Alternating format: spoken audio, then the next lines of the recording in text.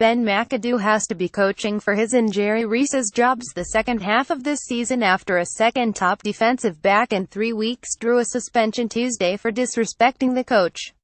There are two ways to look at McAdoo's suspension of Janoris Jenkins, which was announced 2 minutes before the NFL's trade deadline while other teams, like the Philadelphia Eagles, were busy making trades and getting better.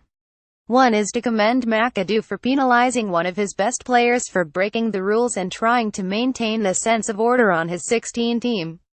And Jenkins did break the rules. He took McAdoo's get away from it bye-week directive much too literally, not showing up for Monday's practice, the day after his 29th birthday, by the way, and not even speaking with his coach until Tuesday morning. The other way to interpret Jenkins' indefinite suspension, though, feels closer to the truth. McAdoo's need to suspend his top corner, despite Jenkins being at fault, is simply further proof this head coach has lost a percentage of his players, specifically his secondary.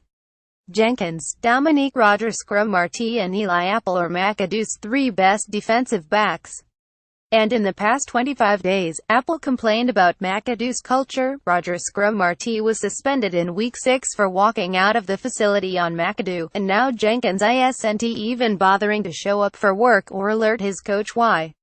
It might be an easy solution for Reese to ship one malcontent player out in a trade if this type of disrespect of McAdoo were an isolated incident. It is not. Bill and though there are players such as middle linebacker B.J. Goodson who have spoken up in support of McAdoo's leadership, Reese's recent comments that the players, specifically the defense, weren't hungry enough this season, and McAdoo's acknowledgement that it could be accurate, can't be sitting well with a lot of Giants. Imagine being Jenkins, one of the main reasons the Giants went 115 last season with a bad offense. And imagine hearing about how you weren't hungry enough this year, as Reese's unimproved offense continued to flop around like a dying fish on the deck of a ship, while you were clamping down receivers on the outside, often playing through injuries. Does it excuse Jenkins not showing up for work? No. Are there reasons for Jenkins and other players to be upset with the culture, as Apple called it? Definitely. McAdoo only decided to begin disciplining players after Odell Beckham Jr.'s dog-being-2-count celebration in Philadelphia in Week 3. But the coach didn't punish Beckham, nor did he even condemn his wide receivers' disgusting behavior until co-owner John Mara finally made a statement days later. Instead, he applied his new rules spurred by Beckham's recklessness to his secondary, for outbursts in practice and on the sidelines in Week 5, and some players began to wonder where this new sheriff in town had been when Beckham was punching a hole in the wall in Green Bay last year, or when Eric Flowers was shoving a reporter last regular season. Howard Simmons, New York Daily News. The truth is McAdoo's arrogance, his because I said so attitude, is transparent. And while it characterizes many NFL personalities, some of them successful, it is unbecoming of a 40-year-old newbie who has accomplished little and whose inconsistency in discipline and inability to properly convey an accurate message publicly reflect insecurity and inadequacy at basic requirements of his job. McAdoo understandably was in a tricky predicament on Monday when he hadn't even heard from Jenkins by the time he stepped to the microphone. He prefers to handle discipline in-house, not to publicize it. However, grouping the three absentees Jenkins, Apple and Paul Perkins all into the same category of excused for personal reasons was disingenuous at best. First, it wasn't true. Jenkins couldn't be excused for a reason, McAdoo didn't know. And second, McAdoo unwittingly grouped Apple and Perkins into the same category as Jenkins.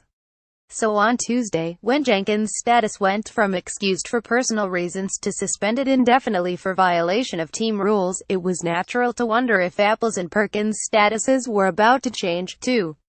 The best we can tell now, though, is that Apple and Perkins actually had excuses and communicated with the team. So how could the coach possibly group them with a player who hadn't even checked in? It's lunacy, and it's not fair to Apple and Perkins.